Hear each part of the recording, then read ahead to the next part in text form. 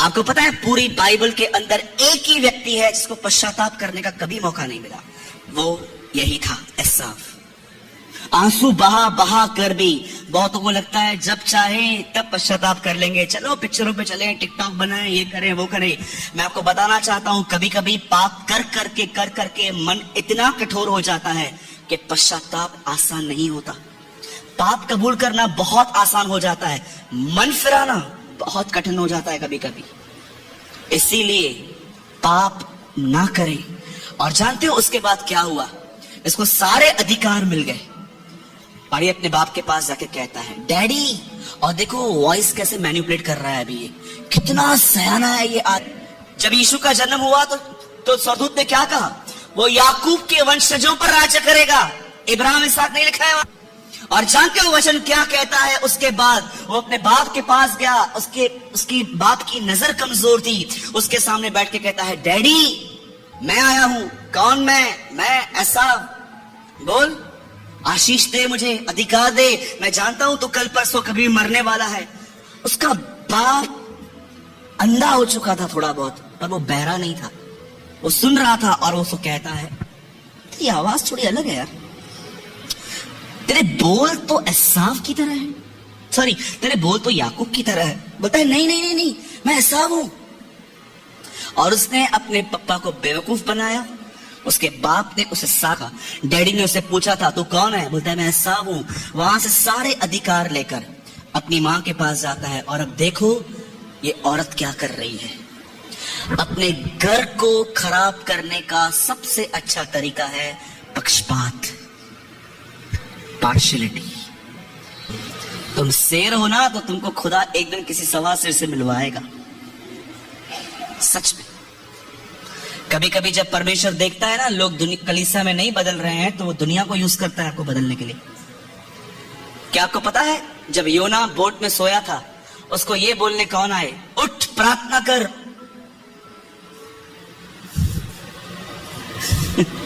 अन्य जाति के लोग। कभी कभी आपको परमेश्वर अविश्वासियों के द्वारा भी डिसिप्लिन सिखा सकता है। बाइबल बताती है इजराइल के लोग जब खुदा के कलाम को सुन के पश्चाताप नहीं कर रहे थे, तब परमेश्वर कहता है अब मैं एक गवर्नमेंट रेस करूंगा, नबूकदनेस्सर, जो तुम्हें बांध के लेके जाएगा। और वो उनको बांध के लेके गया। और जानते हो इतिहास क्या बताता है? 2700 साल हो गए हैं आज उस बात को, आज तक किसी यहूदी ने उसके बाद मूर्ति पूजा नहीं की है, कभी भी नहीं। Never in the Bible. आप कभी नहीं पढ़ोगे नए नियम में वो लोग बाल को मान रहे थे, अशेर को मान रहे थे, किसी को भी नहीं। जब परमेश्वर देखता है ना कि मेरे लोग मेरे द्वारा नहीं सुधर रहे हैं, तब वो कभी कभी अविश्वासियों के द्वारा आपको वो ऐसी नौकरियों में रखता है जो आपको परेशान करते हैं, ताकि आप डिसिप्लिन सीखो। आज लोग समझ ही नहीं पाते हैं। इब्रानियों 10 में लिखा है पुराने नियम में जो कुछ हुआ वो नए नियम का एक चित्र है। परमेश्वर ने लिखा है व्यवस्था असली प्रतिबिंब नहीं, पर आने वाली चीजों की मात्र छाया है। 10:1 हिब्रू में लिखा है the law is a shadow of coming things, the Bible says. जो पुराने नियम में हुआ वो सिर्फ एक शैडो था कि नए नियम में क्या होगा। ये दर्शाया गया कि एक दिन खुदा नीचे उतरेगा यीशु में, अपने लोगों से मिलेगा और उन्हें तोड़कर नया बनाएगा। आज मैं आपसे पूछना चाहता हूं, उसके बाद जब याकूब उससे अलग हुआ, वो हमेशा क्या पढ़ा यहां पर? वो अपने लाठी के सहारे चला। आप जानते हो, आप आराम से पढ़िए, उसके बाद याकूब दिन प्रतिदिन बदलता गया। वन फाइनल ब्लो, परमेश्वर उसको एक ब्लो दिया वहां पर, डन। कई बार आपको पता हो परमेश्वर आपको कैसे तोड़ता है? जो आप चाहते हो वो न करके, जो आप चाहते हो वो न करके। कभी आपने सोचा क्यों आपकी फैमिली आपसे हार्ड चलती है? क्यों परमेश्वर ने आपको ऐसी जगहों पे काम दिया है जो लोग आपसे सीधा व्यवहार नहीं करते? क्योंकि परमेश्वर को पता है घमंड नहीं टूटा तो आगे चल के जीवन टूटेगा। आज कितने लोग हैं जिनका एटीट्यूड नहीं ब्रेक हुआ पर उनकी मैरिजेस ब्रेक हो गई। कितने लोग हैं जब खुदा ने उनको ब्रेक करने की कोशिश की, वो तो ब्रेक नहीं हुए पर पूरा घर ब्रेक हो गया। पर मैं आज भी ये कहता हूं, जब मैं प्रभु में आया, मैंने मिनिस्ट्री की, मैं उस समय भी नौकरी करता था। मैंने नौकरी में एक ही चीज सीखी, पता है? वन थिंग, सुनना। मैं सवेरे जाता था, मुझे गाली पड़ती थी। मैं दोपहर में 10 मिनट खाने पे लेट आता था, मुझे गाली पड़ती थी। मैं जब शाम को अपने काम को जब मैं करता था, मैंने कई साल एक वाइन शॉप पे नौकरी की है, और जब मैं खुदा में आया तो मुझे प्रभु ने कहा ये नौकरी छोड़ दे। एक मसीह होने के नाते हम सब काम नहीं कर सकते। आप जानते हो, जब याकूब उससे अलग हुआ तो वो लंगड़ा के चल रहा था। क्या आप इस बात को जानते हो? बहुत सारे लोगों ने शायद आपको बताया होगा, ब्लेसिंग है चंगाई, ब्लेसिंग है बरकत, ब्लेसिंग है बड़ा घर, ब्लेसिंग है बड़ी नौकरी, ब्लेसिंग है बच्चे। आई एग्री, हाँ ये है।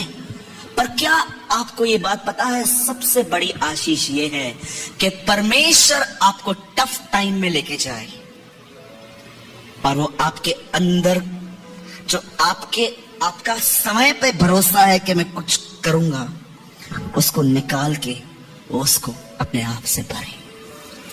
That is blessing. जानते हो मूसा को इस्तेमाल करने से पहले वो जंगल में क्यों ले गया? ताकि मूसा के पास जो ताकत थी खुद की कि मैं कुछ हूं, खुदा ने उसकी पूरी निकाल दी और परमेश्वर ने उसे उस पर निर्भर करने वाला व्यक्ति बना दिया। याकूब जब बूढ़ा हुआ, उसकी दोनों बीवियां मर गई। एक तरफ लिया थी, एक तरफ राहेल। इनकी कब्रें आसपास में ही है, आप पढ़ना बोले। जब वो मरने ही वाला था, जानते हो वो क्या कहता है अपने बच्चों को? इधर आओ। उसके बच्चे आते हैं, जब मैं मरूं मुझे राहेल के पास में नहीं, मुझे लिया के पास में गाड़ देना। अरे आपको प्यार तो राहेल से था, फिर लिया क्यों बोल रहे हो?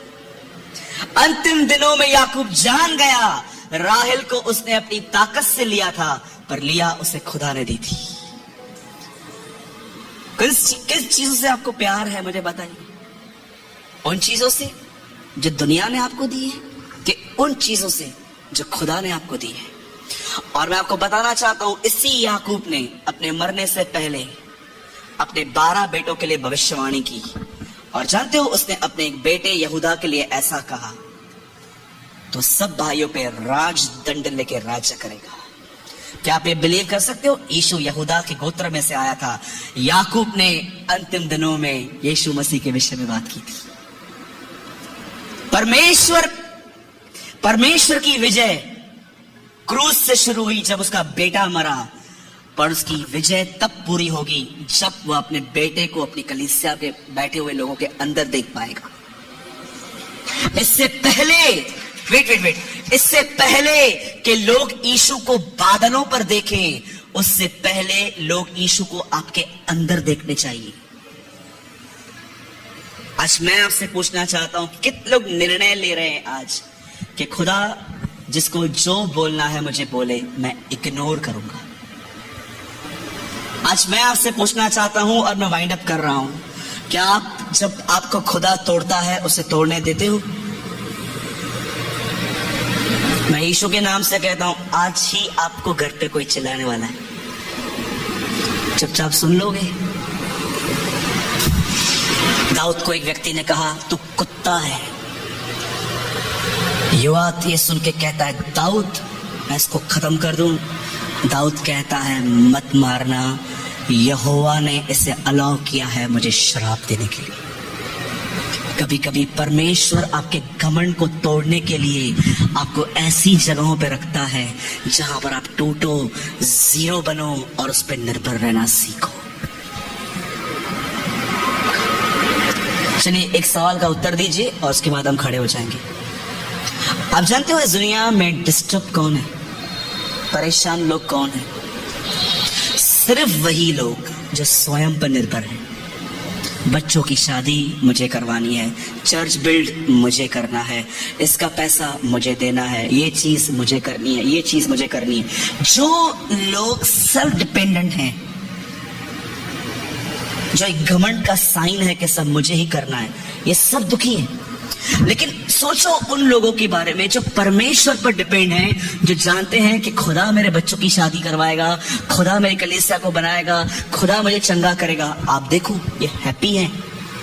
परमेश्वर सेल्फ डिपेंडेंट और उसकी डिपेंडेंसी के बीच में जो चीज है जो आप हो, खुदा उसे हटाने की कोशिश करता है ताकि आप जीरो पर आओ और उस पर निर्भर रहना सीखो। ऐसी सभाएं रोज नहीं होती है। आज जो आपने सुना है वो ये है, खुदा के हाथ में पड़ो। जब भी वो किसी लोगों के द्वारा आपको तोड़ता है, अगर आपकी सांस के द्वारा, बहू के द्वारा, पति के द्वारा, बच्चों के द्वारा, बॉस के द्वारा, चुप रहो, मत बोलो कुछ भी। अगर आप गलत हो माफी मांगो, और आप सही हो तो घबराने की जरूरत ही नहीं है, खुदा बात करेगा। Lord will speak. सरेंडर करो अपने आप को, प्रभु को बोलो, प्रभु मैंने बहुत बैक आंसर दिए, बहुत लड़ाइयाँ की, अपने ताकत से चीजों को ठीक करने की कोशिश की। Today I quit. आज मैं आपके सामने हूँ, मैं अय्यूब की तरह कहता हूँ, my mouth is shut and face on the dust. मैं अपने मुंह को मिट्टी में रखता हूँ और अपने आप को चुप करवाता हूँ, और मैं आप पे निर्भर रहूंगा।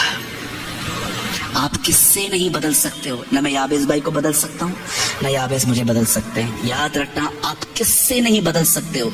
जब आप किसी को बदलने की कोशिश करते हो ना, याद रखना आप पानी को दाखरस बनाने की कोशिश कर रहे हो, जो आपका नहीं, यीशु का काम है। अगर आप परमेश्वर के करीब जाओ, वो आपको बदलेगा, और आपके बदलाव को देखकर दूसरे बदलेंगे। किसी को बदलने की कोशिश मत करो, आप किसी नहीं बदल सकते।